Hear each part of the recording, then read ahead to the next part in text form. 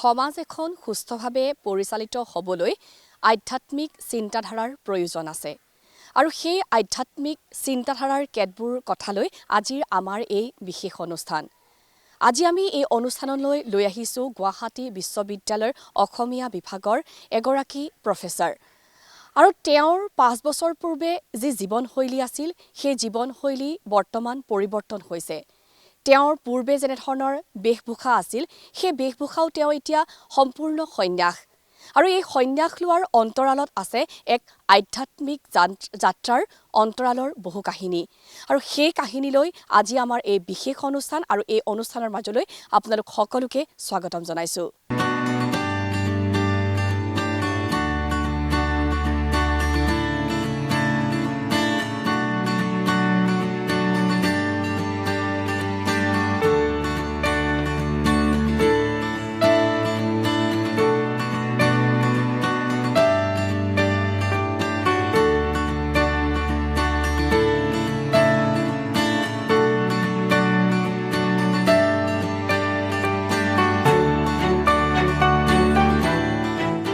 আৰু আমি ইতিমধ্যে কৈছোঁ যে আমাৰ আজিৰ এই বিশেষ অনুষ্ঠান আধ্যাত্মিক চিন্তাৰ লগত সংপৃক্ত কিছুমান বিষয় লৈ আমি আলোচনা কৰিম। আৰু যিগৰাকী বিশেষ ব্যক্তিৰ কথা মই কৈছোঁ, তেওঁ হৈছে ডক্টৰ দিলীপ বৰা। তেখেত ইতিমধ্যে আমাৰ সৈতে আছে। আৰু তেওঁ আছিল এগৰাকী বৰ্তমান সময়তো তেওঁ গুৱাহাটী বিশ্ববিদ্যালয়ৰ অসমীয়া বিভাগৰ শিক্ষক। কিন্তু তেখেতে এনেধৰণৰ চিন্তা, এনেধৰণৰ কৰ্মৰ মাজত হঠাৎ তেওঁ নিজক এখন নতুন পৃথিৱীৰ সৈতে একাত্ম কৰি তুলিছে, যিখন আধ্যাত্মিকতাৰ পৃথিৱী। আৰু সেই পৃথিৱীখনৰ যি জ্যোতি, সেই জ্যোতি তেওঁ বিভিন্নজনৰ মাজত বিলাবলৈ তেওঁ কিছুমান নতুন চিন্তালৈ আগবাঢ়িছে। তেওঁ এই পৃথিৱীখনৰ সৈতে হঠাৎ কেনেকৈ নিজক জড়িত কৰিলে, সেই বিষয়খিনি মই আপোনাৰ পৰাই জানিব বিচাৰিম। আমাৰ এই অনুষ্ঠানলৈ আপোনাক স্বাগতম জনাইছোঁ। আৰু যিহেতু আমি সকলোৱে জানো আপুনি বিশ্ববিদ্যালয়ৰ এগৰাকী শিক্ষক, কিন্তু সেই চিন্তাৰ পৰা নিজক সলনি কৰি এটা নতুন পথত আপুনি কেনেধৰণে আহিলে? বিশ্ববিদ্যালয়ৰ চিন্তাৰ সৈতে মই জড়িত হৈ আছোঁ। তাৰ পৰা ওলাই অহা নাই। নিশ্চিতভাৱে মই বৌদ্ধিক জগতখনত এতিয়াও যি পাৰি মোৰ সামান্য শক্তিৰ সৈতে কাম কৰিবলৈ চেষ্টা কৰি আছোঁ। কিন্তু কথাটো হ'ল কি যে আমি যিখন জগতত থাকোঁ, সেই জগতখনত আমি যিধৰণে দেখি আছোঁ, কথাবোৰ ঠিক তেনেধৰণে চলি নাথাকে। যেনে ধৰক, মোৰ মনত অহা মূল প্ৰশ্নটোৱে আছিলে এইটো যে আমি যিসকলে নিজকে প্ৰগতিশীল ব্যক্তি বুলি দাবী কৰোঁ, সাধাৰণতে আমি একোটা খুব সন্তোষজনক এটা ব্যৱস্থাৰ মাজত থাকোঁ। সন্তোষজনক মানে নিৰাপদ জোন যিটো কোৱা হয়, ছেফ জোন। এনেকুৱা যে ধৰক, মই আজি গুৱাহাটীত যিহেতু বসবাস কৰি আছোঁ, এতিয়া গুৱাহাটীত মই মোৰ পিতৃ শ্ৰাদ্ধ কেনেকৈ কৰিছোঁ, মাতৃ শ্ৰাদ্ধ কেনেকৈ কৰিছোঁ, মোৰ ল'ৰা জন্ম হওঁতে মই কি কৰিছোঁ, এইবিলাক প্ৰশ্ন মোক ইয়াৰ মানুহে নোসোধে। মই বিশ্ববিদ্যালয় গৈ আছোঁ, তাত পাঠ দান কৰিছোঁ। ইমানখিনিয়ে মোৰ দায়িত্ব বুলি ভাবে, বা সামাজিক জীৱনত মই যিখিনি কৰি আছোঁ এইখিনি কথা মানুহে চায়। কিন্তু এইবোৰ কথা বিচাৰ কৰিবলৈ নাথাকে। গতিকে আমি একো নামানো, আমাৰ ধৰ্মৰ লগত সম্পৰ্ক নাই, এনেকুৱা কথা কৈ দিয়াটো বৰ সহজ। কিন্তু তাৰপিছতো আমি কৰোঁ কি, আমাৰ ল'ৰাৰ বিয়া পাতিলে পিতৃ শ্ৰাদ্ধ কৰিবলৈ, মাতৃ শ্ৰাদ্ধ কৰিবলৈ আমি গাঁৱলৈ গুচি যাওঁ। আৰু গাঁৱৰ মানুহখিনি যেনেকৈ পৰি আছে, যি অৱস্থাত পৰি আছে, তেওঁলোকে যেনেকৈ আমাক নিৰ্দেশ দিয়ে যে তুমি এনেকৈ সেৱা কৰিব লাগিব, এনেকৈ পালন কৰিব লাগিব, এই সকলো নীতি নিয়ম পালন কৰি আমি 2 দিন তাত থাকি বা 4 দিন তাত থাকি সন্তুষ্ট হৈ আমি গুচি আহোঁ।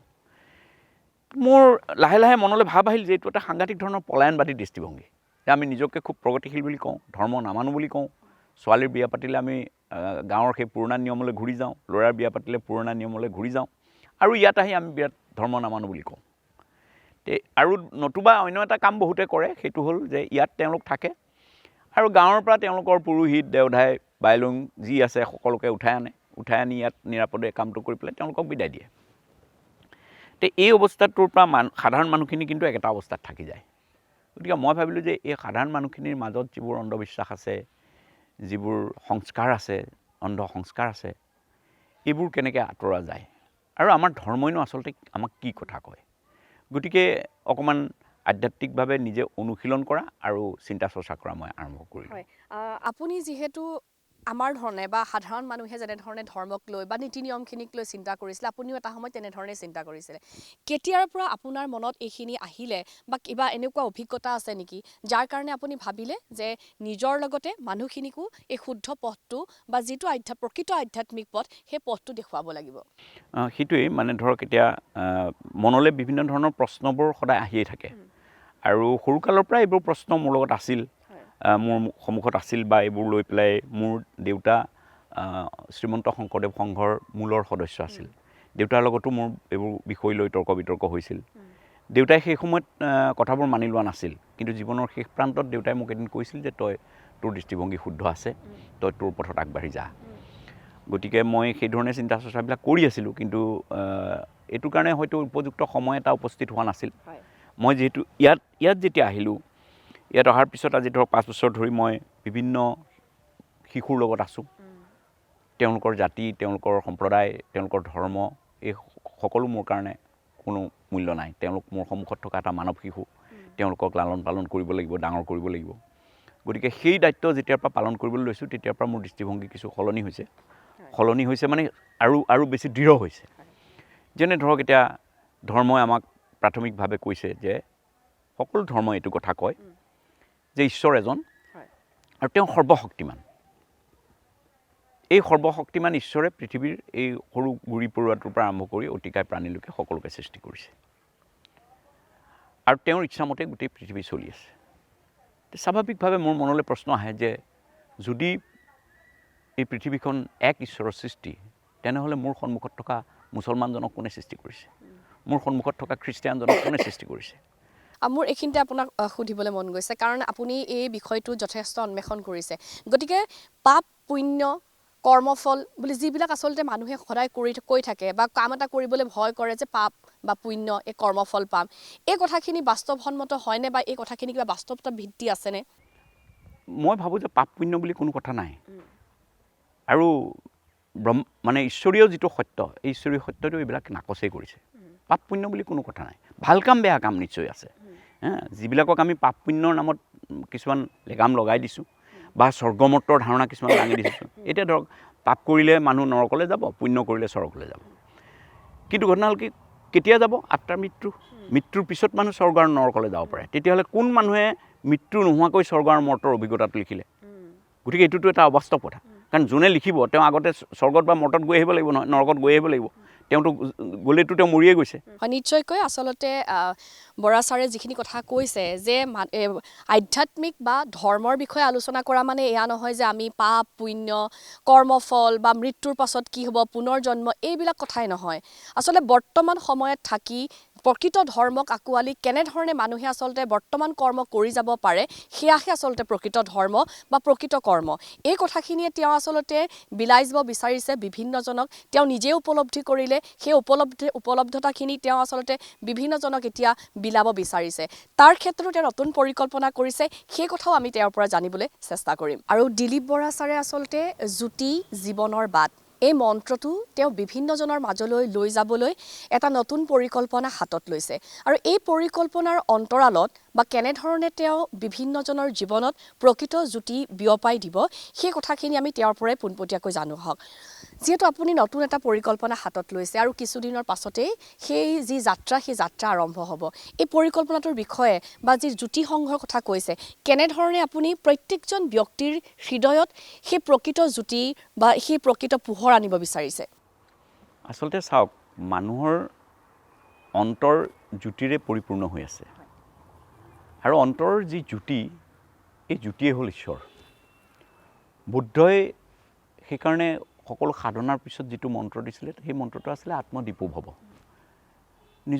নিজে দীপ্তিমান হৈ উঠা উপনিষদতো তেনেকুৱা ধৰণৰ বহু শ্লোক আছে যিবোৰৰ পৰা বিবেকানন্দই কৈছে অতিষ্ঠতি জাগ্ৰত জাগি উঠা তুমি গতিকে মানুহৰ ভিতৰত থকা যি শক্তি তাক জাগৃত কৰিব পৰাটোৱেই হ'ল আচলতে সাধনা আধ্যাত্মিকতাৰ সাধনা মূল সেইটোৱেই এইটো ধৰক আমাৰ উপনিষদ বা কোৰাণ বাইবেল সকলোতে প্ৰায় একেধৰণে কথাবিলাক কোৱা হৈছে যেনে ধৰক কোৱা হৈছে আমাৰ উপনিষদত কৈছে যে ব্ৰহ্ম কি তাৰ উত্তৰ বিচাৰি উপনিষদে কৈছে যে প্ৰজ্ঞানাম ব্ৰহ্ম, জ্ঞানী ব্ৰহ্ম। কৈছে দীপম জ্যোতি পৰম ব্ৰহ্ম, দীপেই পৰম ব্ৰহ্ম। ইছলামসকলে কৈছে যে আল্লাহ নূৰ হিচাপে এই পৃথিৱীত অৱতৰণ কৰিছে, নূৰ মানে পোহৰ। খ্ৰীষ্টানসকলে কৈছে যে লাইট ইজ গড।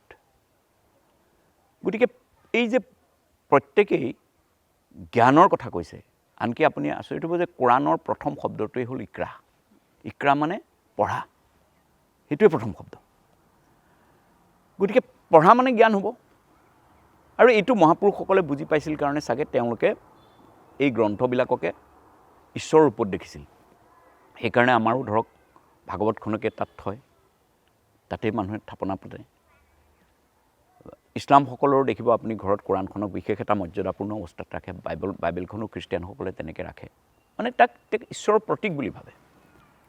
এইখিনিলৈকে মই ভাবোঁ কথাটো ঠিকেই আছিল। কিন্তু যেতিয়াই আমাৰ মূৰত এনেকুৱা ধৰণৰ কথাবিলাক আহিল যে আমি থাপনাত কোনখন গ্ৰন্থ থ'ব পাৰোঁ, যিখন গ্ৰন্থই মোৰ ঈশ্বৰৰ কথা কৈছে একমাত্ৰ। তাত আমি কেমেষ্ট্ৰি কিতাপ এখন থ'ব নোৱাৰোঁ, ফিজিক্সৰ কিতাপ এখন থ'ব নোৱাৰোঁ, বা কোৰাণখন থ'ব নোৱাৰোঁ মই, বা ইছলামে ভাগৱতখন থ'ব নোৱাৰে। তেতিয়া সি জ্ঞানৰ বেছিক প্ৰিন্সিপলটোৰ পৰা আঁতৰি আহিল। জ্ঞানটো ইউনিভাৰ্চেল, হয়নে নহয়?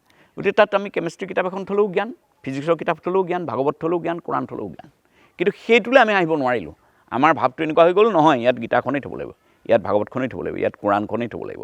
গতিকে ধৰ্মই য'ত এটা বৃহৎ জ্ঞানৰ কথা কৈছিল, ইউনিভাৰ্চেল সত্যৰ কথা কৈছিল, চিৰন্তন তথ্যৰ কথা কৈছিল, চিৰন্তন সত্যৰ কথা কৈছিল, সেইবিলাকৰ পৰা বস্তুটো আঁতৰি আহে। আচলতে ভগৱানৰ পূজা অৰ্চনা চবতে আচলতে স্বাৰ্থই থাকে। কিবা এটা বিচাৰিয়ে মানুহে পূজা অৰ্চনা পাতে, ইমান ডাঙৰ ডাঙৰকৈ পূজা পাতে, মন্ত্ৰী বিধায়কে পাতে, বহুত আভিজাত্য লোকসকলে পাতে, খুব আড়ম্বৰপূৰ্ণভাৱে পাতে, চবতে কিন্তু স্বাৰ্থই জড়িত থাকে। তেওঁ কিবা এটা বিচাৰে ভগৱানৰ পৰা, সেইটো কাৰণে পূজা পাৰ্বণ পাতে। কিন্তু সেইখিনিৰ পৰা মানুহ ওলাই আহিব পাৰিব লাগিব। ওলাই আহিব পাৰিব লাগিব মানে এইটোৱে কথা, যেতিয়ালৈকে আপুনি বিচাৰি আছে তেতিয়ালৈকেতো আপুনি ভিখাৰী হৈ আছে না, হয়নে নহয়? আপুনি প্ৰতিটো মুহূৰ্তত ভগৱানৰ ওচৰত প্ৰাৰ্থনা কৰি আছে, মোক আমুকটো দিয়া, তামুকটো দিবা, তামুকটো দিয়া, এতিয়া আপুনিতো ভিখাৰী। গতিকে আপুনি সম্ৰাট কেতিয়াও হ'ব নোৱাৰে, কেতিয়াও আপুনি মুক্ত হৈ যাব নোৱাৰে। আপোনাৰ অনবৰতে প্ৰাপ্তিৰ আকাংক্ষা থাকিব আৰু ভয় থাকিব। আমাৰ চাব, আপোনাৰ যেতিয়া আমাৰ হিন্দু ছিষ্টেমত, শংকৰী ছিষ্টেমত ধৰক যেতিয়া আশীৰ্বাদ দিয়ে, তেতিয়া কি কয়? জৰা ভয়, মৃত্যু ভয়, ৰাজ ভয়, সৰ্প ভয়, ব্যাঘ্ৰ ভয়, সকলো ধৰণৰ ভয়ৰ পৰা মুক্ত কৰি নিৰ্বিঘ্নে নিৰাপদে ৰাখিব লাগে, সা সম্পদ সকলো ফালে বৃদ্ধি কৰিব লাগে। ইছলামসকলৰ যেতিয়া দোৱা কৰে তেতিয়াও একেটাই কয়, একেধৰণৰ কথা কয়। আনকি এনেকুৱা কথা কয় যে মানুহ আজিকালি ৰাস্তাই ঘাটে য'তে ত'তে মৰে, হে আল্লাহ তুমি মোক তেনেকৈ নামাৰিবা, মোক যাতে আনি ভালকৈ মাৰা, সেইটো মাৰাটো যাতে মই ভালকৈ মৰোঁ, তাৰ কাৰণে ঈশ্বৰক প্ৰাৰ্থনা কৰি থাকে মানুহে। মানুহৰ ভয় এটা আছে, ভয়। গতিকে আপুনি ভয়মুক্ত হওক আৰু প্ৰাপ্তিৰ আকাংক্ষা এৰি দিয়ক। এই দুটা বস্তু যেতিয়া আপুনি এৰি দিব পাৰিব, তেতিয়া আপুনি দেখিব যে গোটেই পৃথিৱী অতি সুন্দৰ, অতি সুন্দৰ। কাৰণ আপোনাক কাৰো পৰা একো নালাগে, আপুনি য'তে যি পাইছে তাতে আপুনি সন্তুষ্ট হৈ যাব। আৰু নাৰদে এই কথাটো এটা শ্লোকত বৰ ধুনীয়াকৈ কৈছে যে একচুৱেলি ঈশ্বৰক মানে পোৱাৰ বা ঈশ্বৰক তৎকালে লাভ কৰাৰ উপায় কি? তেওঁ তিনিটা উপায় কৈছে, যে দয়া সৰ্বভূতয়া, মানে সকলো জীৱৰ প্ৰতি সমানে দয়াশীল হোৱা। আৰু অকল দয়াশীল নহয়, দয়া উইথ ৰেছপনচিবিলিটি, দায়িত্বশীলভাৱে দয়াশীল হোৱা। দায়িত্বও থাকিব লাগিব। অকল দয়া আৰু মোৰ ভাল লাগে বুলি নহয়, মই বৰ আপুনি এনেই ঠিক কৰিছে এনেকুৱা নহ'ব কথাটো, আপুনি দায়িত্ব সহকাৰে দয়াশীল হওক। আৰু 2 নম্বৰৰ ঘটনাটো হ'ল যে সন্তুষ্টা যেন কেনবা, আপুনি যিকোনো পৰিস্থিতিত সন্তুষ্ট হ'বলৈ শিকক। তাৰ অৰ্থ কিন্তু মই এইটো কথা কোৱা নাই দেই, আপোনাৰ ব্যক্তিগত কথাবিলাকহে সন্তুষ্টিৰ কথা। এইটো এনেকুৱা ধৰণৰ কথা যে আমি ভাতকেইটাত অকণমান নিমখ বেছি হ'লেও আমি অসন্তুষ্ট হৈ উঠোঁ, আপুনি শান্তিৰে খাব নোৱাৰে, আনন্দ কৰিব পাব। গতিকে এইবিলাকতহে আপোনাৰ সন্তুষ্টা যেন কেনবা। কিন্তু ৰাজনৈতিক পৰিস্থিতি বিষময় হৈ উঠিব, মানুহ চাৰিওফালে অসভ্য আৰু বৰ্বৰ হৈ উঠিব, তাৰ বিৰুদ্ধে আপুনি প্ৰতিবাদ নকৰিব, তাতো আপুনি সন্তুষ্ট হৈ থাকিব, এইটো কথা মই কোৱা নাই। মই কৈছোঁ সন্তুষ্ট এইটো যে আপোনাৰ ব্যক্তিগত জীৱনৰ আশা আকাংক্ষা এইবিলাকৰ পৰা আপুনি সন্তুষ্ট হৈ থাকিবলৈ চেষ্টা কৰক। এইটো হৈছে সন্তুষ্টা যেন কেনবা। আৰু সকলো ইন্দ্ৰিয় পৰিমাত্ৰ অৱস্থাত ৰাখিব লাগিব, পৰিমিত অৱস্থাত। আপোনাৰ ইন্দ্ৰিয় গ্ৰাহ্য সুখ সম্পদৰ পৰা আঁতৰি আহিবলৈও আমাৰ ভাৰতীয় আদৰ্শই কোৱা নাই। আপুনি সকলো কৰক, কিন্তু সকলো পৰিমিত অৱস্থাত ৰাখিব লাগিব। আৰু কেনেকুৱা পৰিমিত? যে আপোনাৰ ভোগ লালসা ইন্দ্ৰিয়ৰ তাৰণাই অন্যক যাতে বিৰক্তিকৰ অৱস্থাত নেপেলায়, সেইটো পৰিমাণে আপুনি পৰিমিত হওক। আৰু এই তিনিটা যদি আপুনি ব্ৰত পালন কৰিব পাৰে, তেতিয়া কৈছে যে স্বসন্তুষ্ট জনাৰ্দনা, জনাৰ্দন লগে লগে সন্তুষ্ট হ'ব। ধৰ্মৰ নামত যাতে মানুহ বিভ্ৰান্ত নহয়, অন্ধবিশ্বাস যাতে আঁকোৱালি লৈ নাথাকে, এই কথাখিনি আপুনি আচলতে বা মানুহ এজনে প্ৰকৃত সুখখিনি কেনেধৰণে বিচাৰি পাব বা প্ৰকৃত জ্ঞানেৰে নিজক কেনেকৈ উদ্বুদ্ধ কৰিব, এইখিনি হ'ব আপোনাৰ উদ্দেশ্য।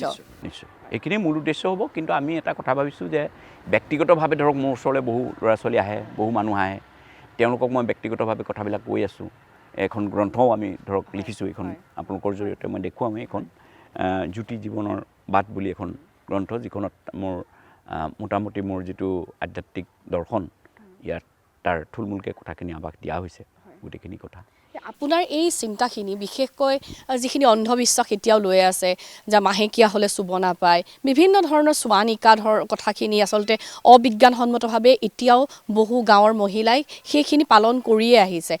সেই যিসকল আচলতে অতি ভিতৰুৱা অঞ্চলৰ মহিলা আছে বা যিখিনি লোক আছে, তেওঁলোকৰ মাজত এই জ্যোতি আপুনি কেনেধৰণে পোৱাবগৈ? সেইকাৰণে আমি আচলতে তাক এটা সাংগঠনিক ৰূপ দিব খুজিছোঁ। আৰু সেইকাৰণে আমি এইটোক ধৰ্ম বুলি কোৱা নাই, আমি সংঘ বুলি ক'ব খুজিছোঁ, জ্যোতি সংঘ। আৰু এই সংঘৰ আদৰ্শ প্ৰেক্টিকেলি বুদ্ধই বহুত দিনৰ আগতে আৰম্ভ কৰিছিল। তেওঁ এইটোক ধৰ্ম কোৱা নাছিল, সংঘই কৈছিল। সংঘই ধৰ্মটো পৰিচালনা কৰিব বেলেগ কথা, কিন্তু মূল অৰ্গেনাইজেশ্যনৰ ভিত্তিটো আছিলে সংঘ। গতিকে আমিও সংঘ হিচাপে এইটো আৰম্ভ কৰিব খুজিছোঁ, জ্যোতি সংঘ। এই সংঘ নাস্তিকৰ পৰা আস্তিকলৈ আৰু সকলো ধৰ্মৰ মানুহৰ কাৰণে খোলা আছে। আমি মূলতঃ যদি কয় যে জ্যোতি সংঘই কি বিশ্বাস কৰে, আমি জ্যোতি সংঘৰ ফালৰ পৰা আমি কৈছোঁ যে এই ধৰণৰ কোনো নীতি নিয়মৰ মাজত মানুহ নাথাকিলে হ'ল। মানুহ মুক্ত হ'ব লাগে, সকলো বাধ্যবাধকতাৰ পৰা মুক্ত হৈ যাব পাৰিব লাগে। এইটোৱে হ'ল আমাৰ মূল কথা। কিন্তু সেইটো স্তৰলৈ আহিবলৈ মানুহৰ সময় লাগিব। 5 বছৰ পূৰ্বে গুৱাহাটী বিশ্ববিদ্যালয়ৰ ছাত্ৰ ছাত্ৰীয়ে বা বিভিন্নজনে দিলীপ বৰা ছাৰক যি ৰূপত দেখিছিলে, সেই ৰূপত এতিয়া তেওঁ নাই। তেওঁ কেৱল শ্ৰেণীকোঠাতেই জ্যোতি বিয়পোৱা নহয়, এতিয়া তেওঁ দায়িত্ব লৈছে সমাজৰ প্ৰত্যেকগৰাকী ব্যক্তিক প্ৰকৃত জ্যোতিৰে উজ্বলাই তোলাৰ। আৰু সেই কথাখিনি জানিবলৈ তেওঁ এই হঠাৎ যি সন্ন্যাস ল'লে, সেই সন্ন্যাস লোৱাৰ ক্ষেত্ৰত বা অন্তৰালত কি কাহিনী আছে? আমি সমাজত প্ৰকৃত যেতিয়া আচলতে দেখি থাকোঁ অন্যান্য সন্ন্যাসীসকলক, সেই সন্ন্যাসীসকলৰ চিন্তা আৰু আপোনাৰ চিন্তাৰ মাজত কিন্তু গভীৰ পাৰ্থক্য আছে। সেই কথাখিনি আপুনি কওক।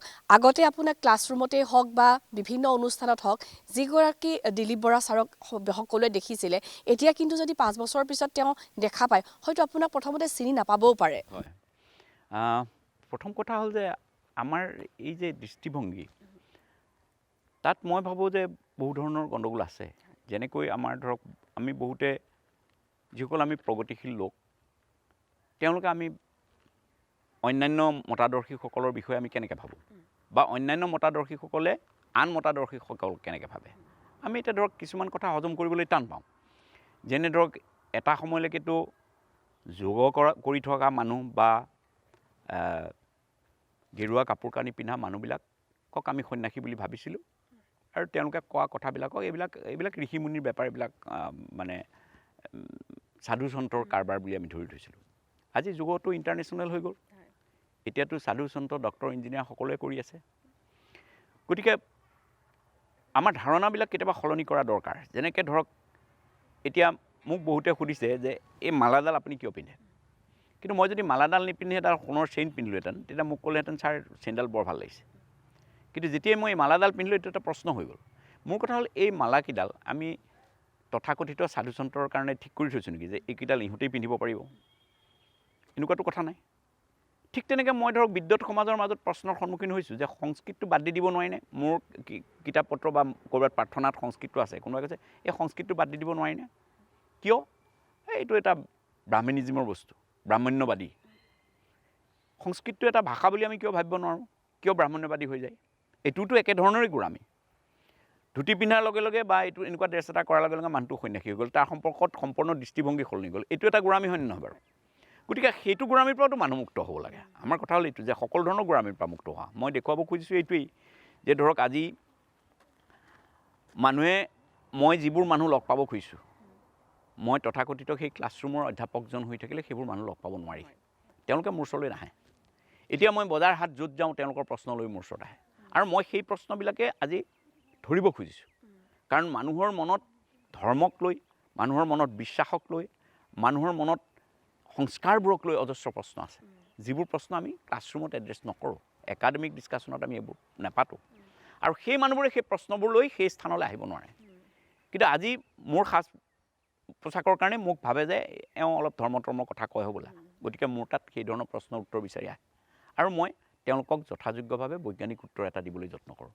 গতিকে মই ভাবোঁ যে সেইটোৱে মোৰ অন্যান্য যিসকল সাধু সন্ত আছে তেওঁলোকৰ লগত মোৰ ডিফাৰেঞ্চ বা পাৰ্থক্য এটা আছে। আপুনি ইতিমধ্যে উল্লেখ কৰিছে যে চন্দনৰ ফুটেই হওক বা ৰুদ্ৰাক্ষ মালাই হওক বা যিখিনি সাধু সন্যাসীয়ে পিন্ধে এইখিনি আচলতে এটা অলংকাৰ নে ইয়াতো আচলতে কিবা বিজ্ঞানসন্মত ধাৰণা লুকাই আছে? কোনো বিজ্ঞানসন্মত ধাৰণা কাৰণে আপুনি অলংকাৰ হিচাপে মই অলংকাৰ হিচাপে পিন্ধিছে। আৰু এটা প্ৰসংগ যে আমি দেখোঁ যে জীৱিত অৱস্থাত এগৰাকী মানুহে যদি বিভিন্ন ধৰণৰ কাম কৰে, মৃত্যুৰ পাছত সেই ব্যক্তিগৰাকীক আমি ভগৱান যে সজাওঁ, এই কথাখিনি আচলতে কিমান যুক্তিযুক্ত? ভগৱানটো মানুহে যুগে যুগে সজাই আহিছে, মই এই কথাটোৱে কৈছোঁ যে সেইকাৰণে আপুনি যে ক'লে সজাওঁ, বৰ ধুনীয়া শব্দ আপুনি কৈছে, মই এইটো মানে প্ৰশ্নৰ কাৰণে আপোনাক ধন্যবাদ দিছোঁ যে আমি ভগৱান সদায় সজাইছোঁৱেই। সজাইছোঁ কাৰণে পৃথিৱীত 3000ৰ ওপৰত ধৰ্ম আছে, এতিয়া 3000জন ভগৱানো আছে। গতিকে যদি ভগৱান সঁচাকৈ এজন হ'লহেঁতেন, একমাত্ৰ সত্য হ'লহেঁতেন, মানুহে এনেকৈ সজাই থাকিব নোৱাৰিলেহেঁতেন। আৰু সজাই থকাৰ শেহতীয়া উদাহৰণ দুটা দিওঁ মই। এটা হ'ল সন্তোষী মা, জয় সন্তোষী মা বুলি এখন চিনেমা হৈছিল, তাহানিখন আমাৰ দিনত খুব পপুলাৰ আছিল।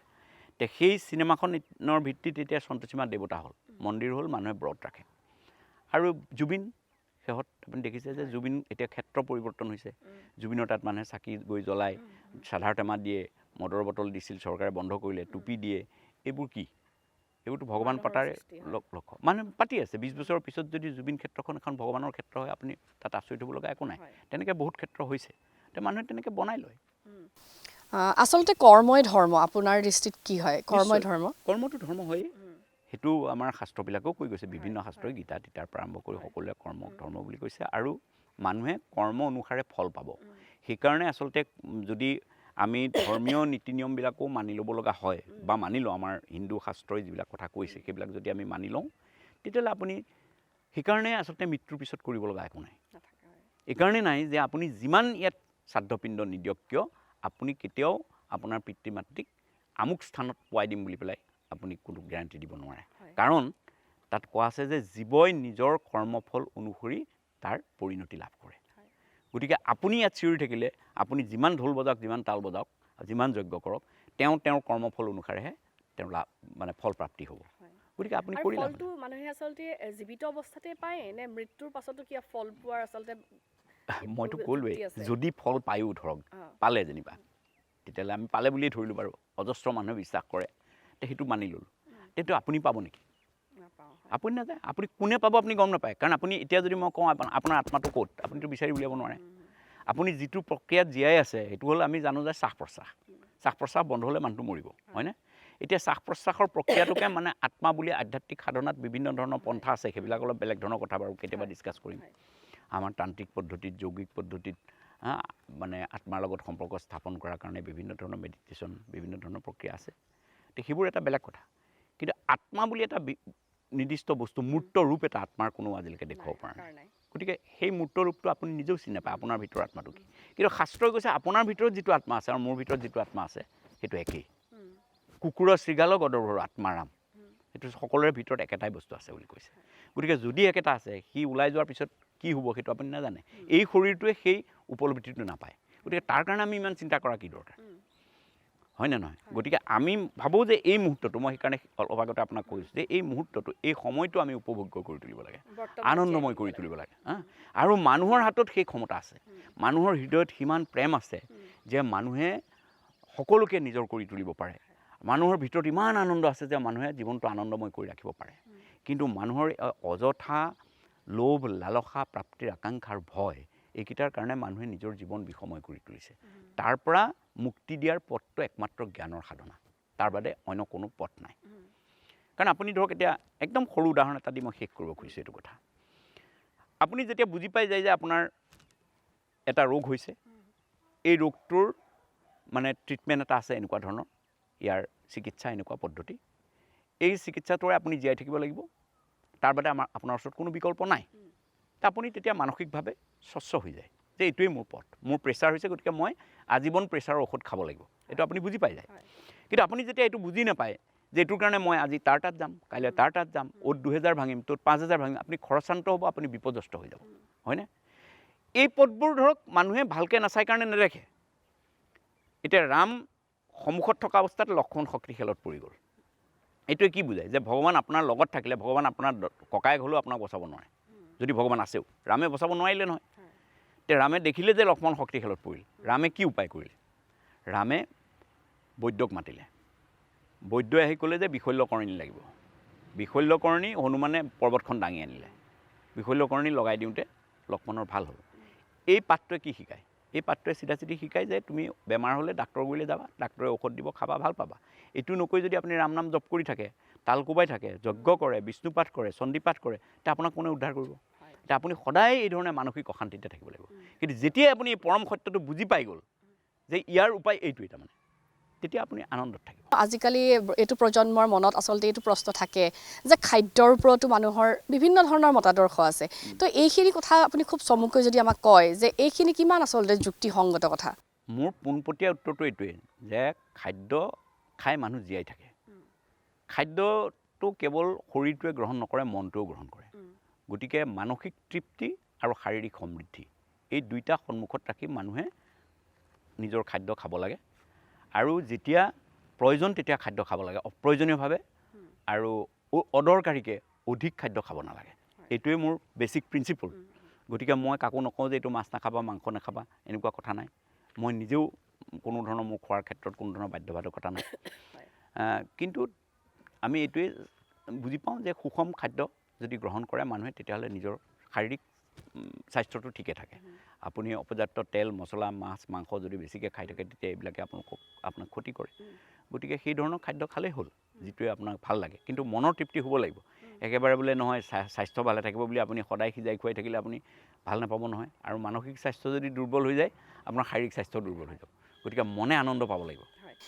এটা শেষত আচলতে মোৰো জানিবলৈ ইচ্ছা আছে বা বিভিন্নজনৰ জানিবলৈ ইচ্ছা থাকিব, সেই প্ৰশ্নটো কৰি আমি অনুষ্ঠানটো সামৰণি মাৰিম। কাৰণ বিভিন্ন লেখকেও আচলতে এগৰাকী ব্যক্তিৰ জীৱনৰ উদ্দেশ্য কি বা লক্ষ্য কি জীৱনৰ, বহুতে এতিয়াও আচলতে বিচাৰি উলিয়াব পৰা নাই বা সেই গৱেষণাতে ব্যস্ত আছে যে আমাৰ জীৱনৰ উদ্দেশ্যটোনো কি, আমি কিয় এই পৃথিৱীত আছোঁ আৰু আমাৰ লক্ষ্যটো কি। আপুনি যিহেতু যথেষ্ট গৱেষণা কৰিছে, যথেষ্ট অভিজ্ঞতা হৈছে এই ক্ষেত্ৰত, আপোনাৰ মতে আমাৰ প্ৰত্যেকজন ব্যক্তিৰে আচলতে জীৱনটোৰ উদ্দেশ্য বা লক্ষ্যটো কি? আচলতে লক্ষ্য উদ্দেশ্য বিচাৰি ফুৰাটোৱেই গণ্ডগোল। প্ৰথম কথা, আপুনি যেতিয়া এইবিলাক বিচাৰি ফুৰিব তেতিয়া গোটেই বস্তুটো বিশৃংখল হৈ যাব। স্বাভাৱিক হৈ যোৱাৰ চেষ্টা কৰক। কথাটো হ'ল এইটো, প্ৰকৃতিৰ সকলো গছ লতা বন বিৰিখ যেনেকৈ স্বাভাৱিক হৈ থাকে, স্বাভাৱিক হ'বলৈ যত্ন কৰক। মানুহে অযথা নিজৰ গোটেই জীৱনটোক ব্যতিব্যস্ত কৰি তুলিছে একমাত্ৰ এই ধৰণৰ স্বপ্নবিলাকত। আজি ধৰক আপুনি প্ৰত্যেকটো মিডিয়াত, প্ৰত্যেকটো মানুহৰ মুখত আপুনি সুধিব যে world is moving very fast. ক'ত ৱৰ্ল্ডখন ফাষ্ট দৌৰিছে মোক কওকচোন? 24 ঘণ্টাতে দিন ৰাতি হৈ আছে, একে সময়তে সূৰ্য উদয় হৈছে, একে সময়তে সূৰ্য অস্ত গৈছে। ক'তো ৱৰ্ল্ড ফাষ্ট মুভ কৰা নাই। এইটো আমাৰ মানসিক কনচেপ্ট, আমি দৌৰি আছোঁ। এতিয়া এনেকুৱা ধৰণৰ কথা যে আপুনি এইমাত্ৰ পোৱা মেছেজটো এইমাত্ৰ দি দিব লাগিব, নহ'লে যেন ডিপাৰ্টমেণ্ট উল্টি যাব। কিন্তু একোতো হোৱা নাই। এই গুৱাহাটী বিশ্ববিদ্যালয়ত মই অত বছৰ শিক্ষকতা কৰিলোঁ, সিমানখিনি ছাত্ৰই আমি পঢ়াই আছোঁ, 2 বছৰতে মাষ্টাৰ ডিগ্ৰী দি আছোঁ। কম্পিউটাৰ ডিপাৰ্টমেণ্ট ভৰি গৈছে, চাৰিওফালে ইণ্টাৰনেট হৈছে, এইমাত্ৰ চব খবৰ দিব লাগিব, কিন্তু একো পৰিৱৰ্তন হোৱা নাই। এইটো আমাৰ ধাৰণা, কোনোবাই সৃষ্টি কৰি দিয়া ধাৰণা, কাৰোবাৰ ব্যৱসায়িক উদ্দেশ্যত সৃষ্টি কৰি দিয়া ধাৰণা। গতিকে কোনোবাই এনেকৈ দৌৰাই আছে, আপুনি স্বাভাৱিক হৈ দিয়ক, জীৱন নিজে নিজে চলি থাকিব, খুব সুন্দৰ। অস্বাভাৱিক হ'বলৈ যত্ন কৰিলে দিগদাৰ। কথাটো হ'ল এইটো, স্বাভাৱিকভাৱে আপোনাৰ নিজস্ব কিছু ক্ৰিয়া কৰ্ম আপোনাৰ জৰিয়তে হৈ থাকিব, আপুনি নিজেই জানিব। আপুনি ভাবিছিল নেকি আপুনি এইটো মানে পেছাত বা এইটো লাইনত আপুনি সোমাই পৰিব? আপুনি সোমাই পৰিল, এতিয়া আপোনাৰ ধৰক এইটো কৰি ভাল লাগিছে আৰু কিমান ভাল কৰিব পাৰে আপুনি চেষ্টা কৰি আছে, সেইটোত আপোনাৰ আনন্দ। কোনোবা দিনা দেখিব যে এইটো আপোনাৰ বেয়া লগা হৈ গ'ল। ভাগ্য বোলা বস্তু থাকেনে? মই ভাগ্যৰ কথা নাভাবোঁ, কিন্তু ঘটনাটো হ'ল কি, মানুহে বহু সময়ত নিজৰ কথা নিজে নিয়ন্ত্ৰণ কৰিব নোৱাৰে। এইটো মই বিশ্বাস কৰোঁ যে আপুনি আজি ঠিকমতে গাড়ীখন চলাই গ'লেও বেলেগে খুন্দা মাৰি দিব পাৰে। ধন্যবাদ জনাইছোঁ আপোনাক এই যথেষ্টখিনি সময় আমাক দিলে। আৰু আমি আজি ইয়াত কথা পাতিলোঁ আৰু এই অনুষ্ঠানৰ জৰিয়তে আমি ভাবোঁ বিভিন্নজন লোক উপকৃত হ'ব। আৰু ডক্টৰ দিলীপ বৰা ছাৰে আচলতে যেনেধৰণে জ্যোতি বিয়পাব বিচাৰিছে, সেই জ্যোতিয়ে আচলতে প্ৰত্যেকগৰাকীৰ হৃদয় পোহৰাই তুলিব আৰু সেই পোহৰে প্ৰকৃত আধ্যাত্মিক যি চিন্তাধাৰা, সেই চিন্তাধাৰাৰে নিজক আগুৱাই নিয়াৰ ক্ষেত্ৰত বা সমাজখনৰ পৰা যিসমূহ কুসংস্কাৰ আছে বা যি অন্ধবিশ্বাস আছে, সেই অন্ধবিশ্বাসৰ পৰা নিজকে উলিয়াই আনি এখন প্ৰগতিশীল সমাজ গঢ়াত সহায়ক হ'ব। আৰু ইয়াৰ লগে লগে এই অনুষ্ঠানৰ পৰা মই প্ৰস্তুতিয়ে বিদায় লৈছোঁ। ধন্যবাদ।